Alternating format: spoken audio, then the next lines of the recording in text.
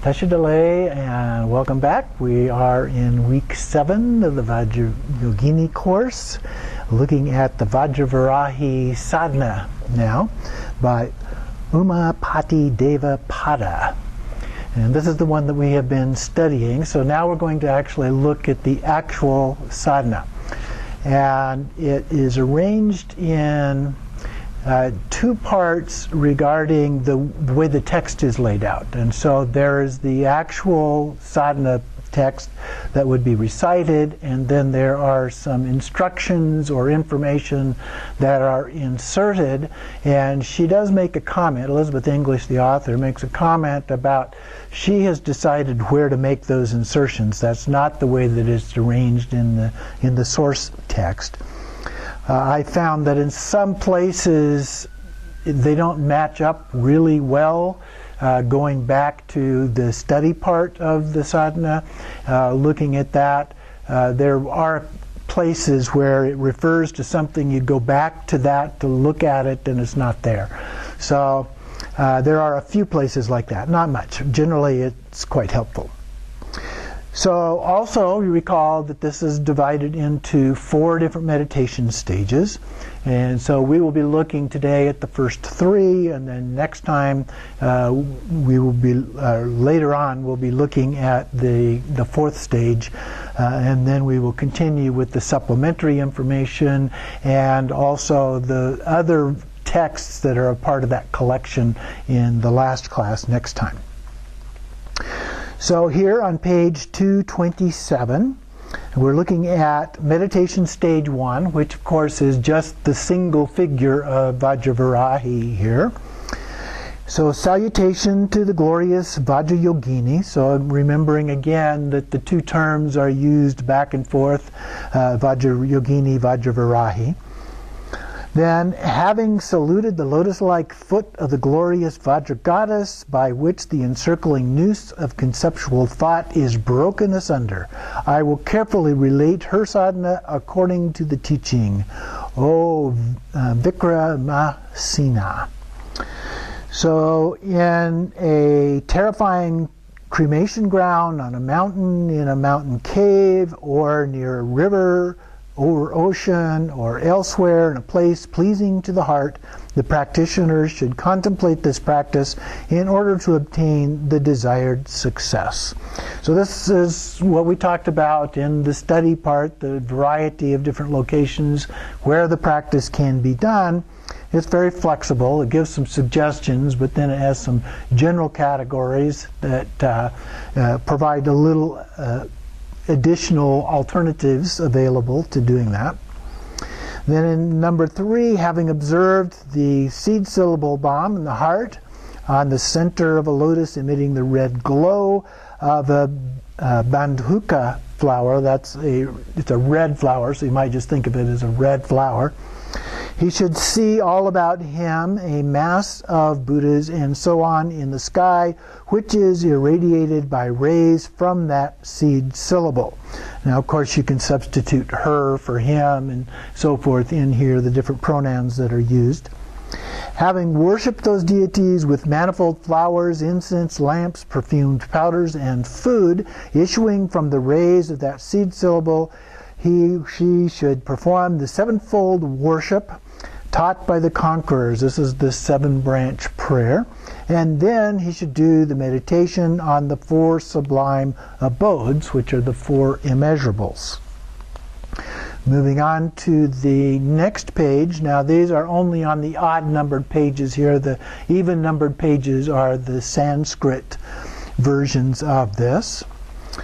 And so then here it says, in this worship, this is that 7-fold worship that it mentioned, of the 7 kinds as follows, and so it gives the list: confession of faults, rejoicing in merit, going for the 3-fold refuge, transference of merit, arising of the will to enlightenment, resorting to the path, and dedication of one's body. Now, when we looked at this in the study, you'll recall that this doesn't exactly match up. They actually gave several alternatives of the way that 7-fold instruction, the 7-fold verses are given in different ways, and so you can go back and look at that in table 11 on page 124 and see how we talked about that previously. So then it continues on with verses related to each one of these. So this will be the actual sadhana part. The definition of these teachings and practices begin with the confession of faults, etc., as it is in the sequence of the practice is as follows. I confess before these deities all the sins that I have done. I rejoice at all the merit that has been accumulated by the teachers, Buddhas, and Bodhisattvas. By that good that I have done in the past, will do in the future, and I'm doing now, may beings become conquerors. I go for refuge to the three jewels. May I be a king of righteousness for the welfare of the world. I resort to the path of the conquerors. Accept it, lords. I offer my own body. And so the typical 7 that we look at are prostrations, offering, confession, rejoicing, requesting, praying, and dedication of merit. So it's similar, but so some of them overlap, some of them don't. Some of them are a little bit different in that sense. And then as for the 4 sublime abodes, namely loving kindness, compassion, rejoicing in the attainments of others, and equanimity, those are also defined in the sequence as follows. So that little paragraph is kind of a commentary, an instruction, but the actual sadhana then beginning with number 8 there, just as the conduct of ordinary people toward their own son or daughter is inevitably permeated with affection, so they also have that loving kindness toward the sons or daughters of others. You should now cultivate that loving kindness that destroys hatred. He should, or she should, cultivate that compassion with regard to the world. That is the antidote to cruelty, namely the wish to extract the entire mass of beings from suffering and the causes of suffering. So that's the compassion. It is not possible to extract numberless beings from suffering. He should or she should cultivate rejoicing, that is skillful at destroying this kind of depression, being himself or herself one who has gained energy by considering that even a worm became a Buddha. Comes from a story. This belongs to me, or I belong to that. It is a puffed up mind that thinks so. And this is just delusion. Contemplate equanimity that destroys such thoughts because it is free of grasping. And then he or she should see everything, both external and internal, as false, like the moon reflected in water. So the reflection is not really the moon, because it is produced in dependence upon causes. The mantrans should establish the conviction of emptiness through the recitation of the mantras that have the opening Om Swabhava Shuddho and so forth, and it's listed down below that. At this point, I wanted to point out also, as a part of this, that these verses have references in the study part, and so I'm going to be giving some of those. So starting with number 8 on the previous page, that refers to page 123, and then so do the first 4 parts. The first top one there is a continuation. So 123 down through number 4, and then page 125, starting with the 12 there. And then we have, for this, there are the following 2 mantras. So Om Swabhava Shuddho Sarva Dharma Swabhava Shuddho Ham. So emptiness mantra. These are the 2 emptiness mantras. O Shunyatai Jnana Vajra Swabhava Atmako Ham. And we looked at those before. You can look at page 125 and has some explanation of that. Continuing on then to page 233, number 13 there, and this is on page 131. Next in this meditation, he should visualize the hung syllable transforming into a double vajra, having all about it a net of quivering rays. It is with this net of rays that he should then visualize the ground, and then the domed roof, then the canopy and the outer shield of arrows as the circle of protection. So now we've created that. Then 14, which is referenced on page 133, he or she should cause the 4 mantras, beginning with Om Sumba, to enter the directions east, north, west, and south in a counterclockwise sequence.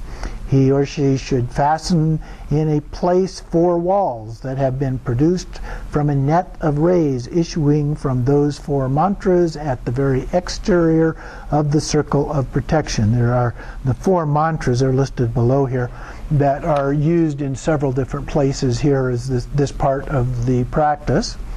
Then number 15 there, which you can see on page 134, reference to that, discussion of that. Moreover, he or she should visualize 8 goddesses, Kakasha, and so on, produced from the mantras beginning Om Sumba.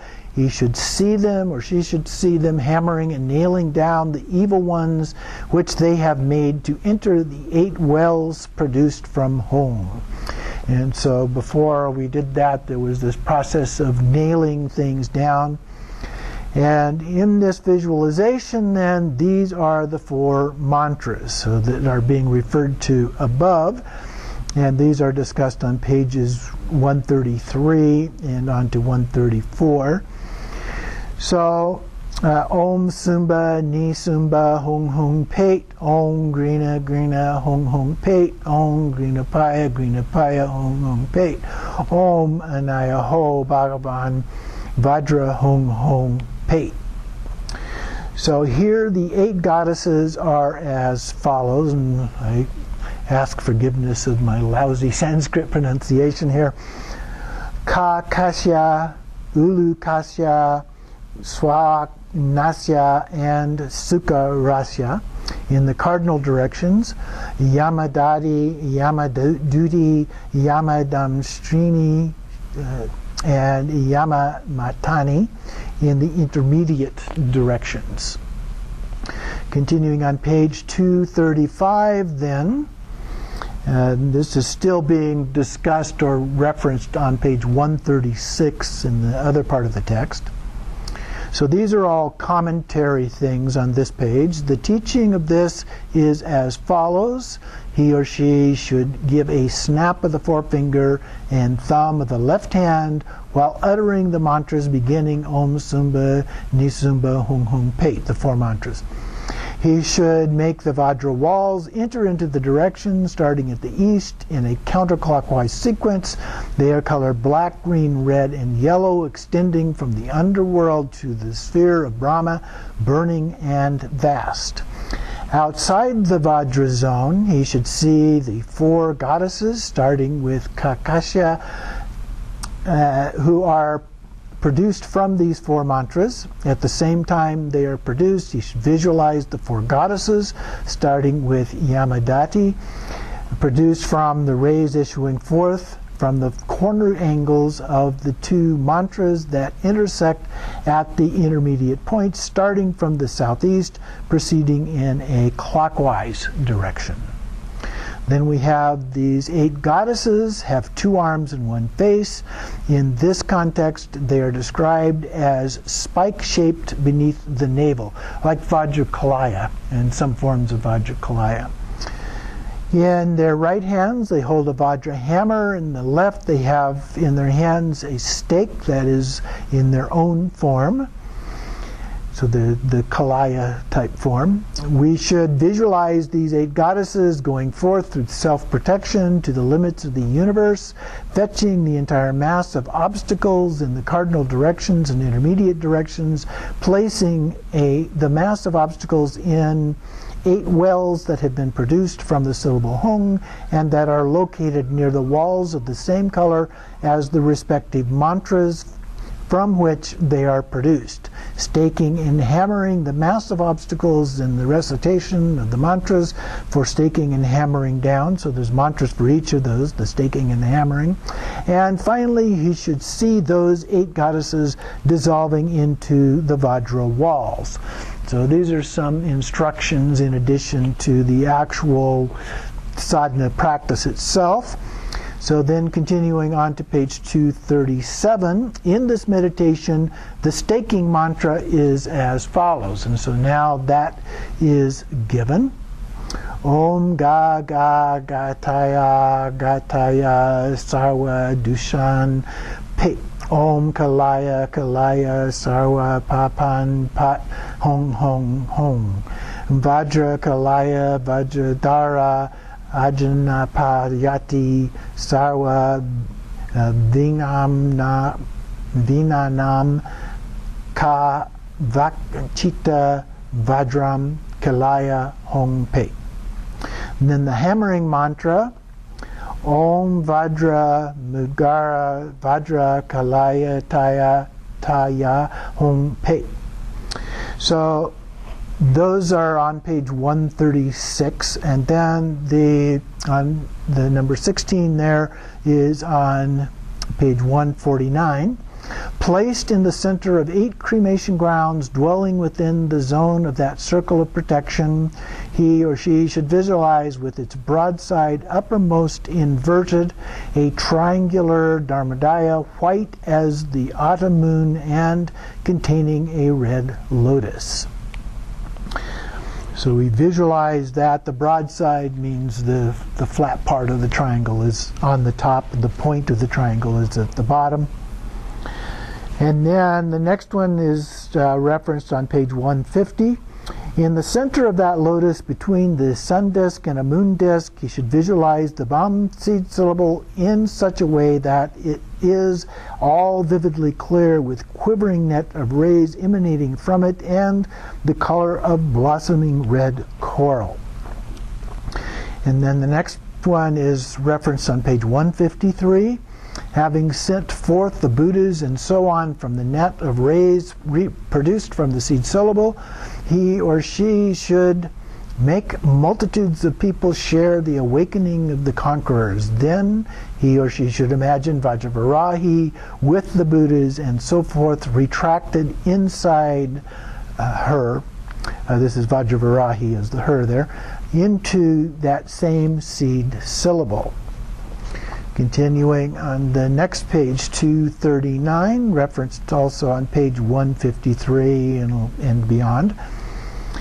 He or she should visualize him or herself as Vajravarahi, who is produced from the moon, sun, and seed syllable Vam, with 3 eyes, having a color of red saffron, with 2 arms and 1 face, trampling in the warrior pose on the head and breast of Bhairava and Kalarati, who lie face up beneath her, drinking blood that streams down from a lotus bowl, placed in her upraised left hand, with a vajra in her right hand, the threatening all who are wicked with the index finger pointing threateningly to the ground, her left side adorned with the skull staff, with the bloody garland of human heads hanging around her neck naked, her feet decorated with tinkling anklets, and with the face terrible with its tusks, with her head topped by a double vajra, with her hair tie fallen off, with the 5 skulls and her headband gleaming in the midst of a row of vajras, with head, ears, throat, both wrists and hips glistening with the chaplet, swinging earrings, charming necklace, glittering bracelets, and girdle respectively, covering the 3 worlds with quivering rays, with a body full of fresh youth and filled with a single taste of great bliss. So a very vivid description of the appearance of Vajravarahi here. Moving on to the next page, 241. The verse 25 here is referenced on page 164.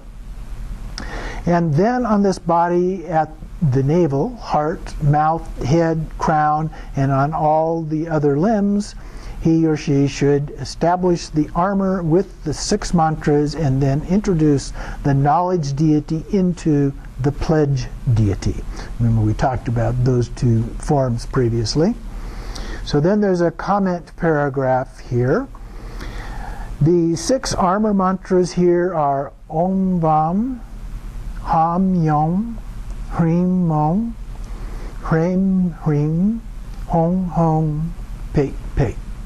They embody Vajravarahi, Yamani, Mohini, Samchalini, Samtrasini, and Chandika, and are colored red, blue, black, white, yellow, green, and smoky gray. Verse 26, referenced on page 166 and more. He or she should first honor the knowledge deity with flowers and so on that are produced from rays which themselves issue from the Bam syllable on the circle of the lotus pericarp in his heart. Then he should cause that knowledge deity which is visualized before him in the sky to enter into the pledge deity, just like ghee into ghee or water into water. Continuing on the next page to 43 then, the comment number 7 there is referenced on page 167. Excuse me. Know that when the knowledge being enters, there are 4 mantras to be uttered, namely Za Hong Bam Ho. These attract the knowledge being, make it enter, bind it in place, and propitiate it. Then the verse 27 is referenced on page 169. Correctly visualize the Tathagatas in the sky, consecrating you with the mantra. Then visualize Vairocana on your head, imagining that he has come forth from the drops of the water remaining from the consecration or empowerment. The consecration mantra here is, and so we have it in English here, for even the Tathagatas were bathed as soon as they were born, so I will wash you purified with heavenly water. So then in Sanskrit, Om Sarva Tathagata Bhikshe Samaya Shriyi Hom. And then another comment paragraph. Also, the mantra above and this other are referenced on page 170. In this rite, there is the following instruction with transformation of a ray from the Vam syllable of the heart. Should first visualize himself being consecrated or empowered by the 8 yoginis who are reciting the verse invocation beginning for even as, ending with heavenly water. I was unable to locate that in that part of the text. It may be somewhere else, but I wasn't able to locate it on page 170 or thereabouts. He should visualize them consecrating him with streams of water, which is the nectar of the innate knowledge from the slightly inclined skull bowls full of the 5 nectars in their left hands, so that he is full of great bliss, or she. Next, having visualized Vairocana on his or her head produced from the remaining liquid, he or she should recite the mantra beginning Om Sarva Tathagata Bhikshe and so forth. This is the one up above here. Continuing then on page 245. The first verse is referenced on page 171. And then, having visualized goddesses in the sky, worshipping Vajravarahi and praising her, he or she should perform the tasting of nectar, for which the method of production will be taught below in verses 59 through 66, and that's on page 289. Then we move on to the inner yogic practices here. Verse 29, which is also on page 171, having pervaded all the limits of the universe by emanating goddesses in mantric form and having thereby accomplished all the needs of sentient beings, he or she should visualize them entering that is assuming a form according to the seed syllable BAM. He should repeat this procedure until he tires, or she tires.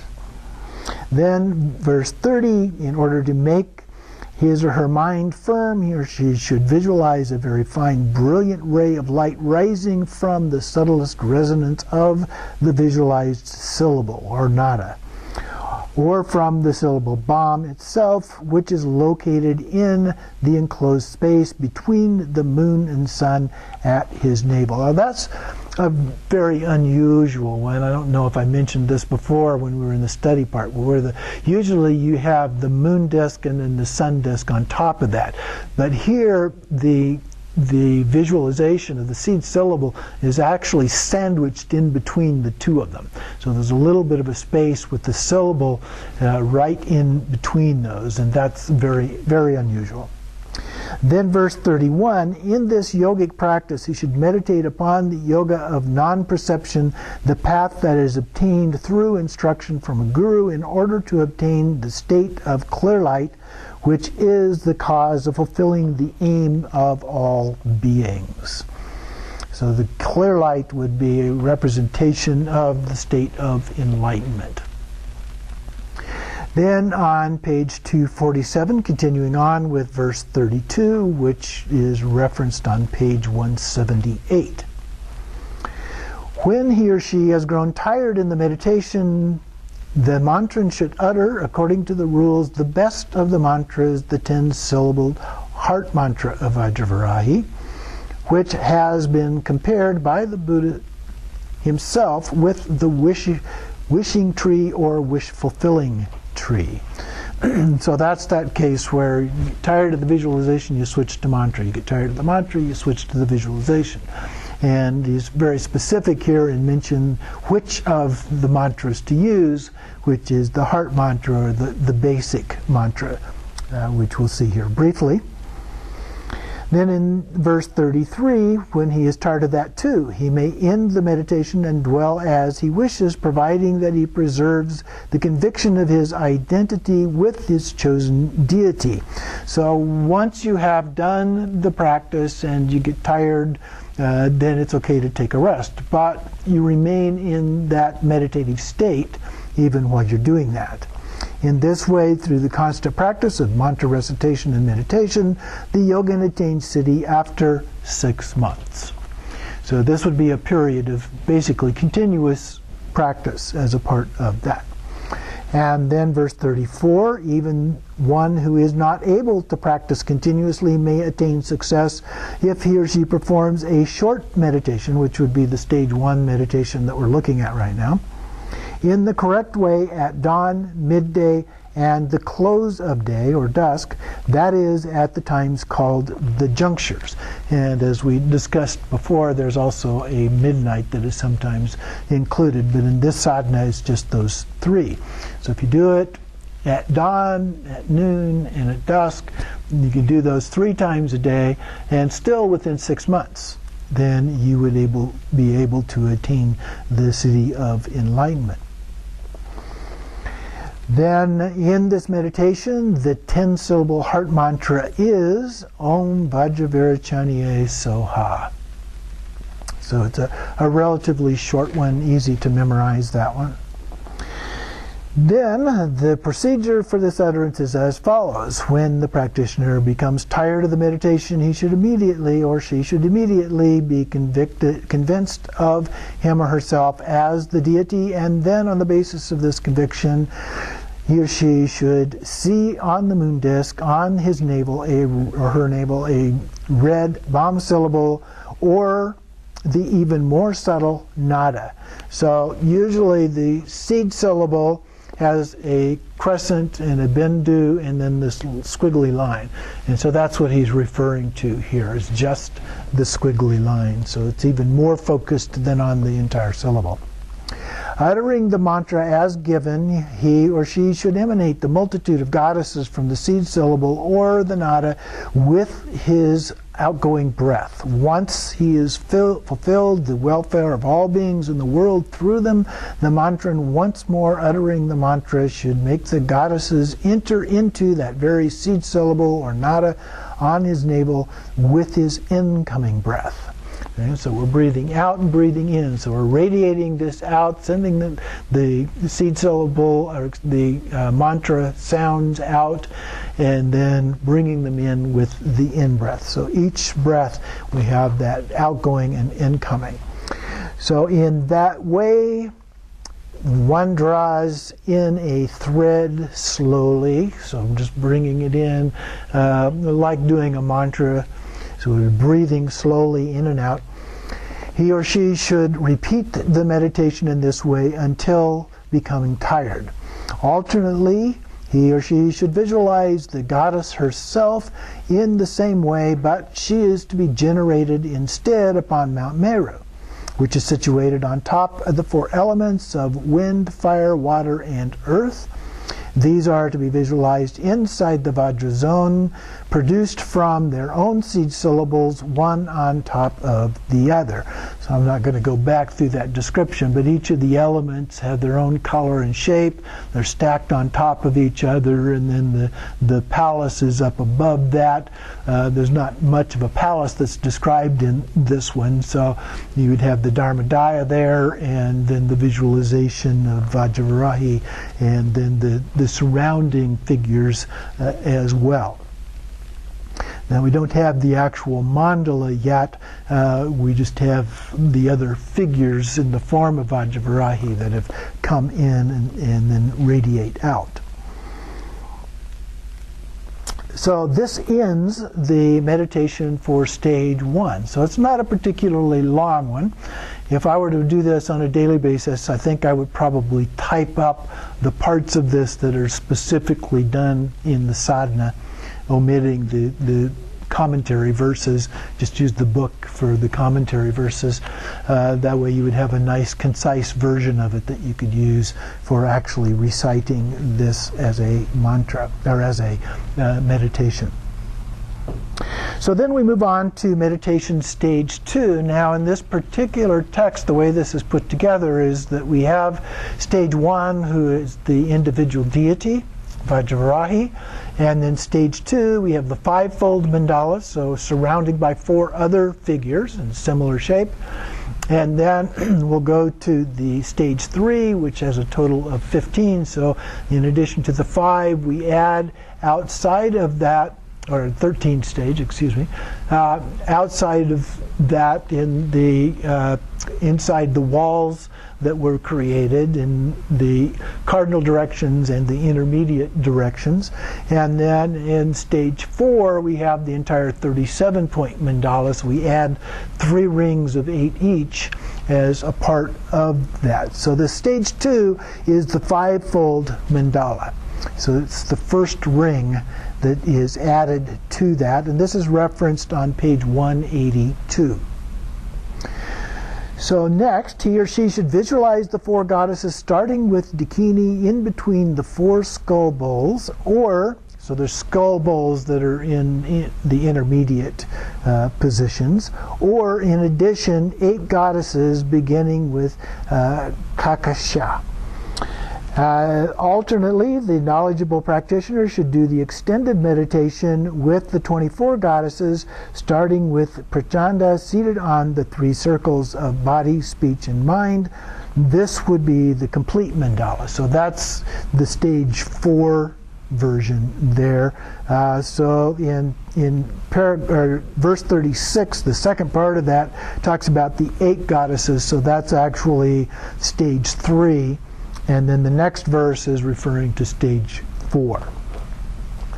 So those are where you would insert those if you were doing the more complete version. So then there's another comment verse here, prose verse. For someone wishing to visualize Vajravarahi on the circle of great bliss, accompanied by Dakini, Lama, Kandara, and Rupini in the cardinal directions to the east, north, west, and south respectively, Scripture says the 4 goddesses starting with the Dakini in between the 4 skull bowls. Continuing on the next page then, 251, so it is said in the Scripture. So then these are, next 3 are verses from the sadhana. These are referenced on page 183. Dakini, Lama, Kandaroha, and Rupini. He or she should place these goddesses who grant all cities and position in the cardinal directions of the lotus. They are black, dark green, red, and white. They have one face, 4 arms. In their left hands they have a skull staff and skull. In their right they have a dharmaru and chopper. They have 3 eyes and loose hair, stand in the warrior stance, have fanged, grimacing faces, and are adorned with the 5 signs of observance, or mudras, or the 5 bone ornaments. Another comment, Scripture also says in the intermediate directions there are 4 skull bowls full of semen. The fourfold group of goddesses, starting with Dakini, are to be understood as sealed by Ratnasambhava on their crowns. And then in this, the 5-fold mandala, the 10-syllable heart mantra of the central goddess has already been taught. The auxiliary heart mantra is as follows. So there are these different levels of mantras as we saw in studying. So this is the auxiliary heart mantra. Om Sarva Buddha Dakiniye Vajravarahi Hung Hung Pet Soha. As for the mantra in 8 parts, it is as follows. Om Namo Bhagavate Vajravarahi Bam Hung Hung Pet. So those are the mantras. The first of the 8-part mantra, that's the first one. So continuing on the next page, 253, we have the other 7 parts of that. Om Nama Arya Para Jite Trailo Kya Mate Mahavid Yeshvari Hung Hung Pet. Om Nama Sarva Bhuta Baya Vahe Maha Vajre Hung Hung Pet. Om Nama Varashane Ajate Parajate Vashami Kari Neta Brahmini Hung Hung Pet. Om Nama Shoshani Roshani Krodani Karalini Hung Hung Pet. Om Nama Samtrashini Marani Supra Bedani Parajaya Hung Hung Pet. Om Namo Jaya Vijaya Bani Tam Bani Mohani Hung Hung Pet. Om Namo Vajravarahi Mahayogini Kame Shvare Bhage Hung Hung Pet. And then the mantras for the deities. Om Dakini Hung Hung Pet. Om Lame Hung Hung Pet. Om Krandaroe Hung Hung Pet. Om Rupiniye Hung Hung Pet. So that then ends meditation stage 2. So we've just added the additional deities in the locations around the outside edge there, and then the mantras that go along with that. With practice, they get a little easier to pronounce, but it does take a little bit of practice to get used to that. So then we go on to page 255, and we have meditation stage 3. So this is the 13-fold mandala. So we had the 5 from the previous stage, and now we add the 8 outer ones.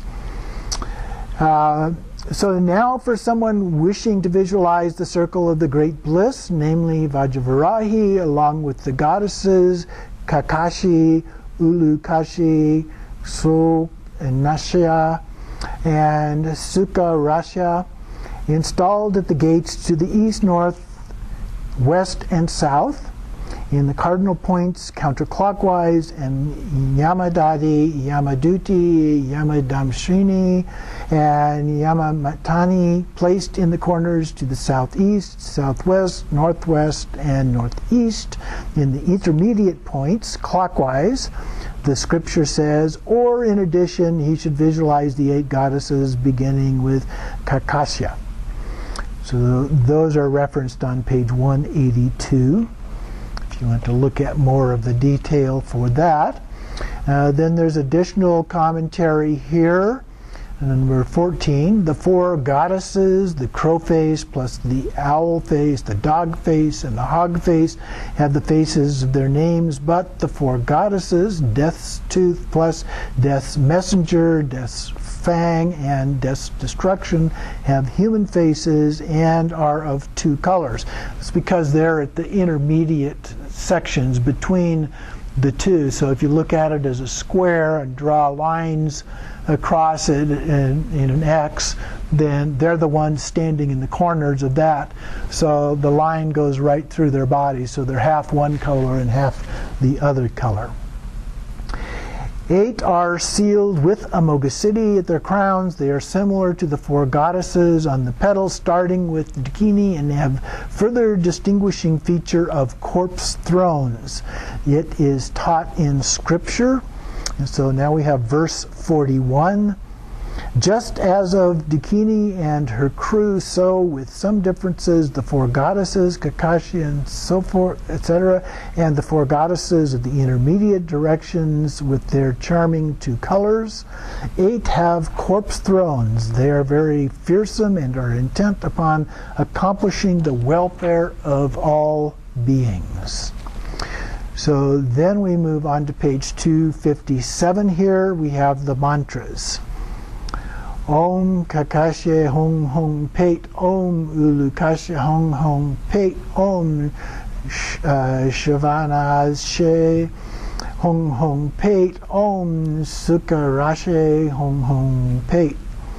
And then the corner goddesses, Om Yama Dadhiye Hong Hong Pate, Om Yama Dutiye Hong Hong Pate, Om Yamana Damstrashiniye Hong Hong Pate, Om Yama Matanye Hong Hong Pate. So this ends the meditation stage 3. So now we have the main goddess, we have the circle of the 4 goddesses around that, and then we have the 8 goddesses that are around at the corners and the 4 cardinal directions as a part of that. So we'll take a little break here.